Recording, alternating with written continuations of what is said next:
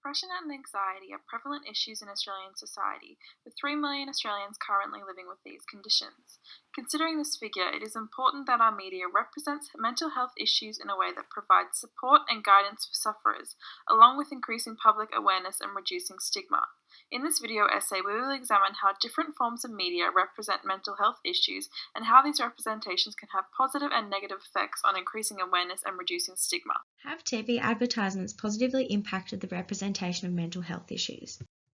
19.64 million Australians tune in to watch TV on a weekly basis and spend an average of 2.5 hours with eyes glued to the screen per day.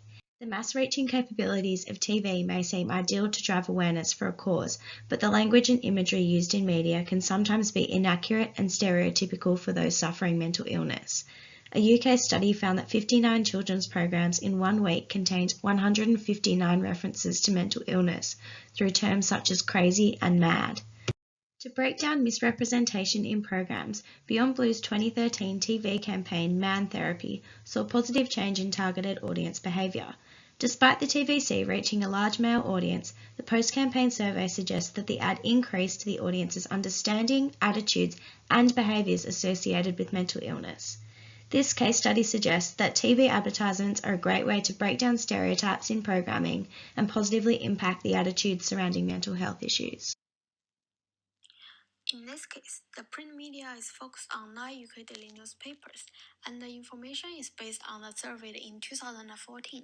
The description of mental illness in the newspapers has led people to learn and get access to mental health problems.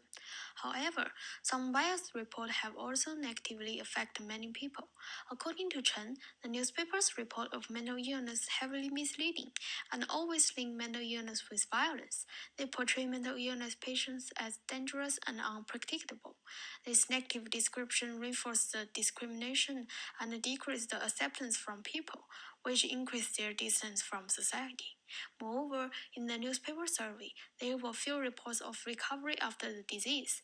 This has led to the mistaken belief among the public and policymakers that the cure for this disease is rare, affecting not only the allocation of medical resources, but also the opportunity for the treatment.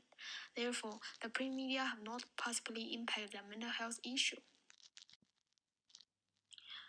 By enabling user participation and creating a more inclusive space for discussions, social media is helping users break down stereotypes and increase awareness towards mental health issues. The impact of social media in decreasing stereotypes and increasing awareness is highlighted in the 2016 Facebook campaign, It's Okay to Talk.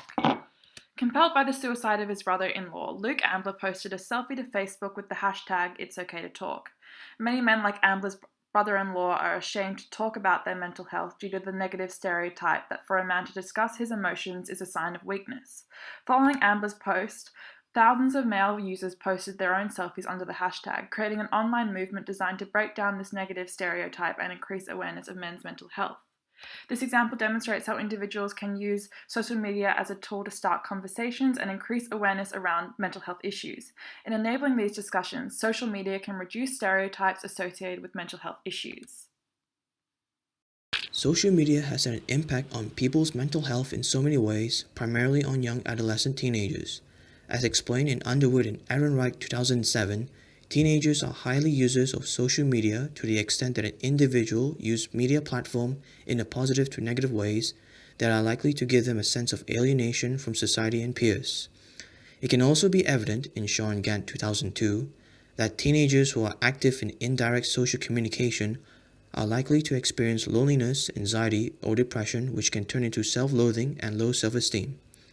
There are studies that they most commonly use the platform to construct their own reality, with the expectation that the number of friends or followers respond to generate the outcome of acknowledgement and attention.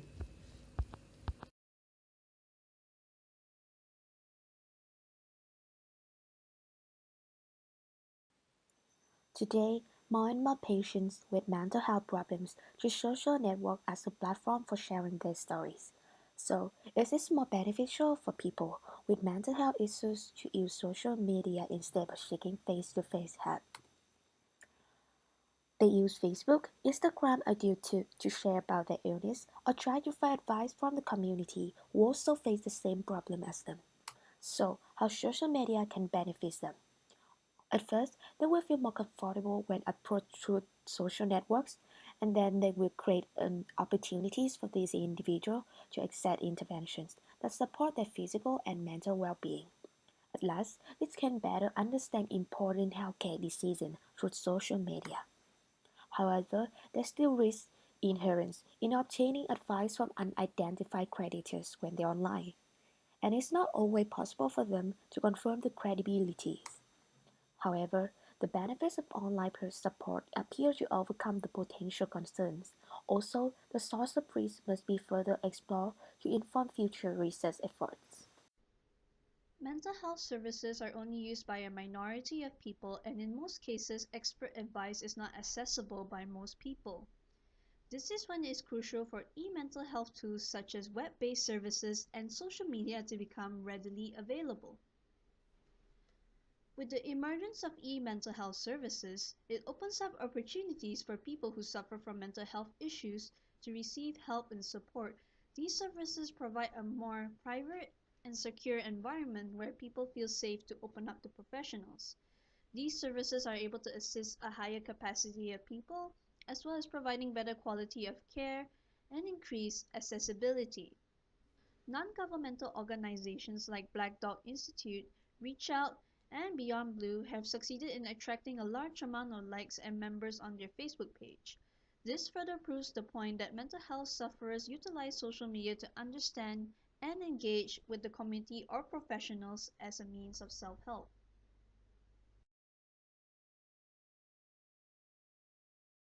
Yes, media portrayals and reporting of mental illness, when used in a correct way, can be incredibly effective and successful.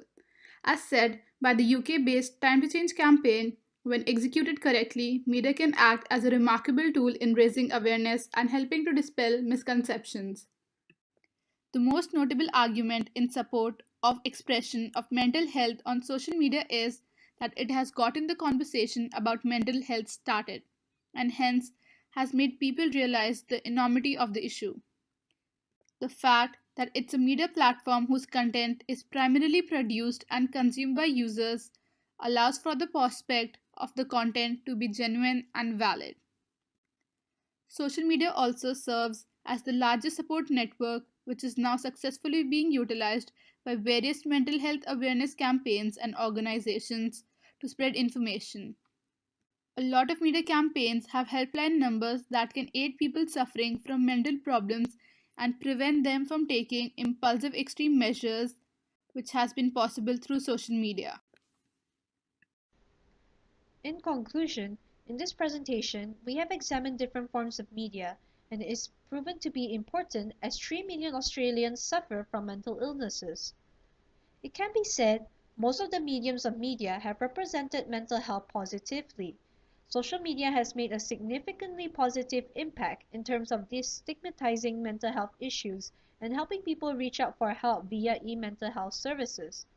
Although some television programs have the ability to negatively affect sufferers through unbalanced language, television advertisements can break down these stereotypes when their creativity is utilized correctly on such a cut-through channel.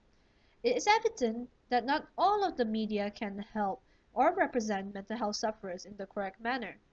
This is mentioned in the print media case study. It has mental health issues with a negative description, which reinforces the discrimination.